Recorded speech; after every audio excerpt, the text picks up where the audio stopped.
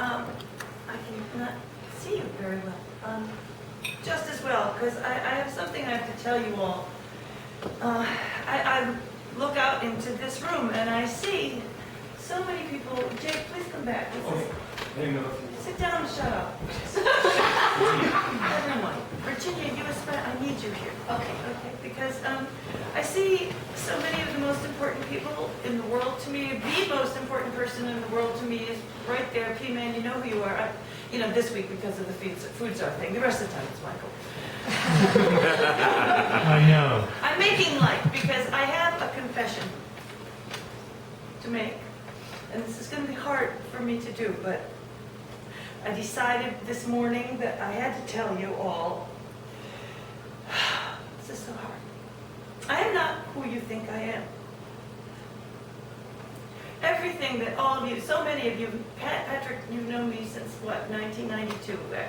Everything you think you know about me isn't true. I'm not Cape Konigisor. I'm not from East Aurora, New York. I'm not anything you think I am. I was actually born in Soviet Russia in 1961.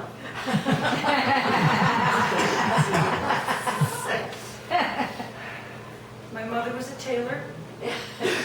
She sewed my new blue jeans. My father was a gambling man, but that's another story. Anyway, apparently in the womb, I was an extremely active baby. We were very poor. We lived in a little town outside of Russia. Outside of Moscow. I can't tell you the name of the town for the safety of my family, but I can just tell you it has a lot of consonants and very many syllables.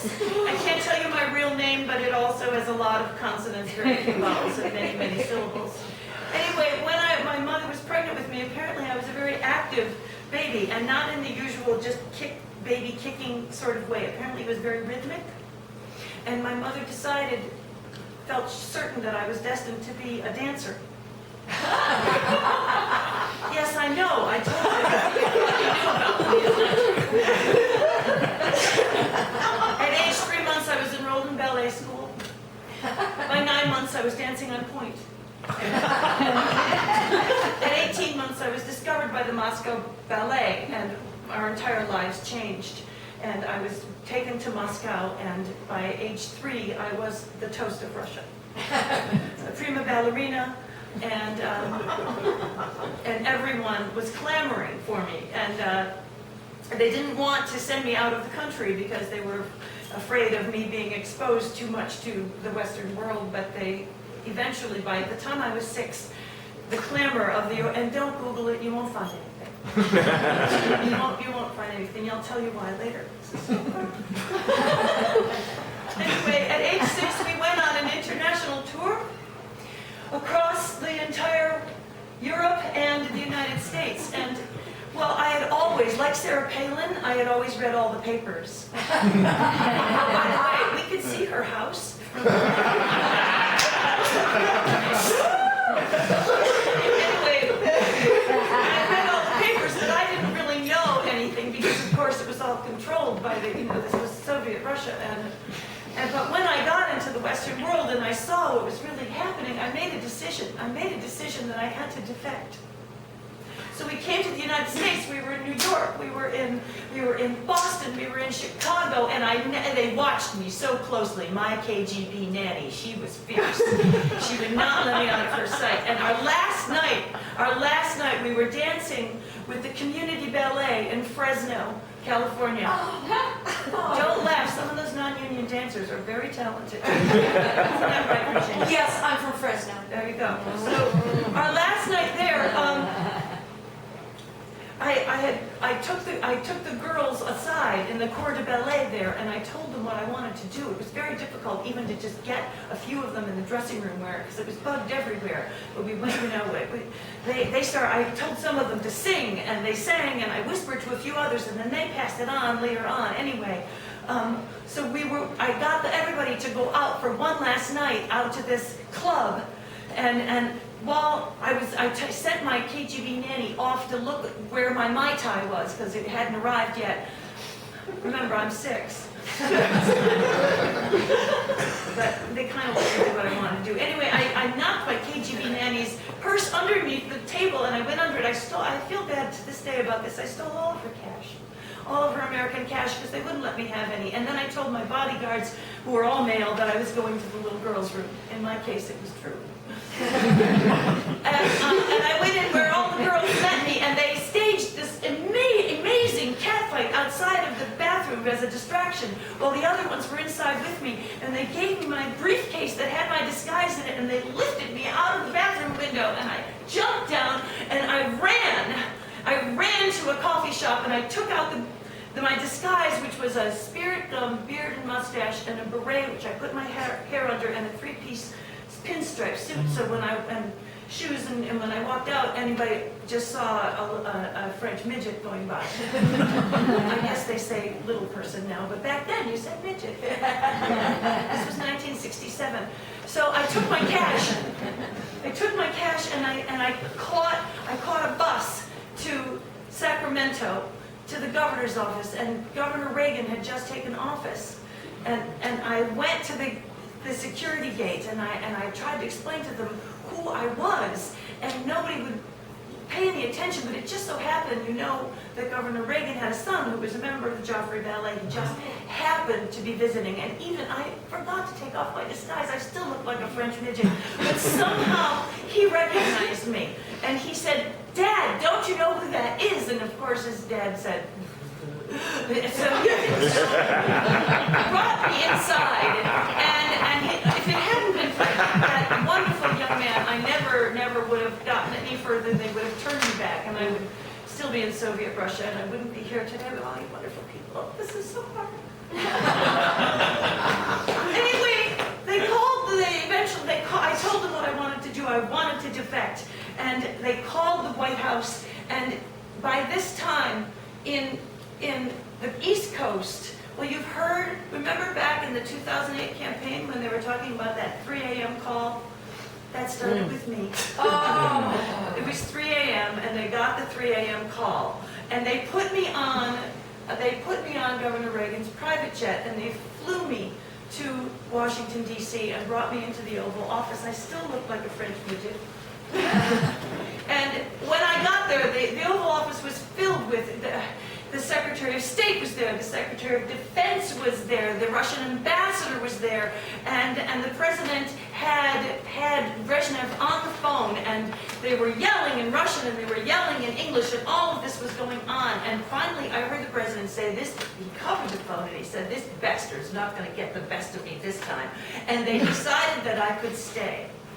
But they had to make up something. They had to give me a cover story because the Russians wanted to save face. So they created this car accident that I had snuck out of the club, which of course was true, and gone joyriding with some teenagers and been killed and burned up in a car accident. So Russia had this day, National Day of Mourning. Don't Google it, you won't find it.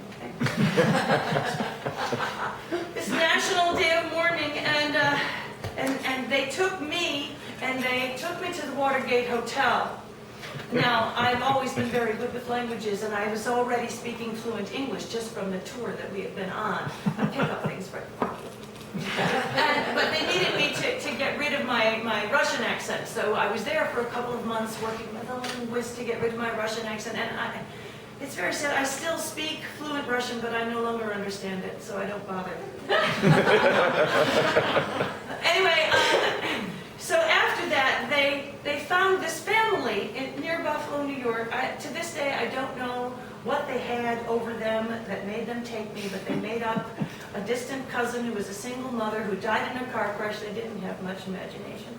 Car crash, and they put me in East Aurora, New York, with these wonderful people. I'm 6 years old, and they put me with these wonderful people with this cover story. And over the years, people just kind of forgot that I was adopted, and because I took their name, and everybody just sort of remembered it as I was the youngest of their children. But here was the thing, part of the deal, because my dancing style, my signature pigeon toe dancing style was so distinct forbidden to dance. Oh. Dancing had been my whole life. Being a ballerina had been my whole life. And so I would secretly dance in the basement until I got a concussion. It was a very low ceiling. And I would do my tourniquets and I hit my head. And I would sneak into the woods and I would dance in the woods, but the Secret Service would show up and tell me, don't do that. And I would sneak out. So finally, as a teenager, I was able to sneak out to Buffalo, and I took a master class with a now very, very famous choreographer. I'll get to that in a little bit. And I realized that there was another world besides ballet of dancing, but the Secret Service followed me there too. And I said to them, listen here! I have to dance or I will die. So I will blow your cover if you don't find a way for me to dance. So what they decided was, so then I was flown back to the Oval Office, and there was more screaming and more yelling and more secretaries of state and more ambassadors, and they decided that I could move to New York City and become an actress, and I could dance, but I was never allowed to dance ballet. And the other thing that had to happen was I had to have surgery to alter my looks, because they figured in Buffalo no one would ever recognize me who knew anything about ballet there. But in New York, perhaps someone would. That was supposed to be a laugh line. So you all think Buffalo's that lowbrow, right? Y'all just thought that was true. Okay. Yeah. Anyway. Ireland. Exactly. So I was a ballet dancer, so I flat as a board, front and back, and I had enhancements, shall we say, and I had a nose like a macaw, so I had a nose job as well, and that master class that I had taken before the Secret Service, well, that was with a very famous choreographer, and he and I got to talking after the class, and he was wonderful, and he said, if you ever get to New York, look me up. So I looked him up, and we went out, and we had a bit of a bender, and I told him that, I was auditioning, and I was doing really well, and I told him that I had this surgery, but I didn't tell him the real reason why. I kind of made up a story about why, and didn't he just go and take that story and put it into a Broadway show? My story. Did I get a dime? And I just thought that today I would sing that song because it's really my story, how I had my enhancements. So Ben's going to help me do that. And I really thank you. I'm sorry that I've lied to all of you all these years about who I am and what I really am, but I just want to own this one piece of my life now that I never got any credit for. You'll recognize it, you'll know it because it's famous, but it's my story.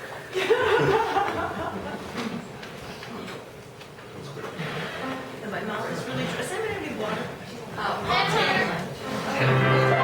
my mouth is really dry. Oh, is that water? Nope. No, it's wine. That's Would okay. you like water? I like both. Thank you. I'm sorry we got a cell phone. You want to just play online, or do you have to transpose? You have to translate. So I hope you'll all forgive me, really, for lying all this time. I didn't mean to. I understand your We pain. forgive you, And Kate. we forgive you. We love you anyway. I don't know, I should give it some thought. We're here for you, not Kate.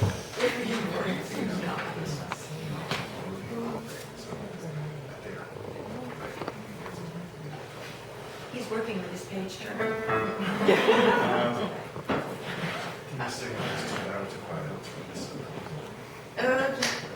Loud's good, so I can hear. Well, after a while, I caught on. And I saw what they were hiring. So one time after an audition, I stole my card. It said for dance 10, for looks 3. Well, dance 10, looks 3. I'm still on unemployment. Dance for my own enjoyment. That ain't it, kid. That ain't it, kid. Dance 10, looks 3. Who's like to die? When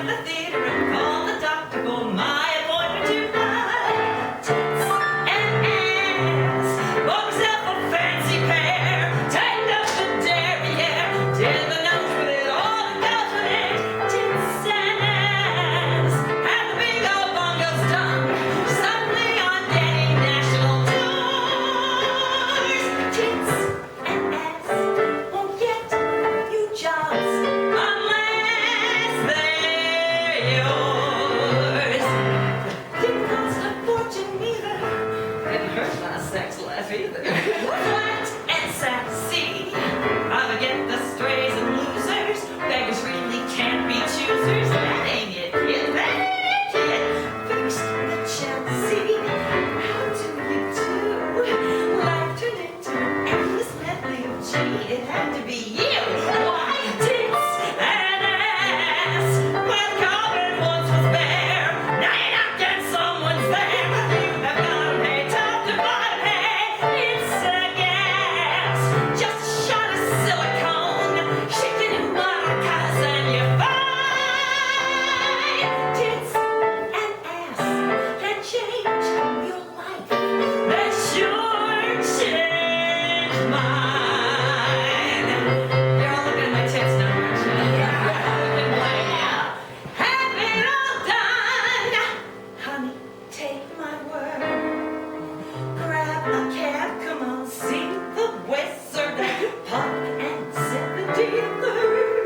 Full tits and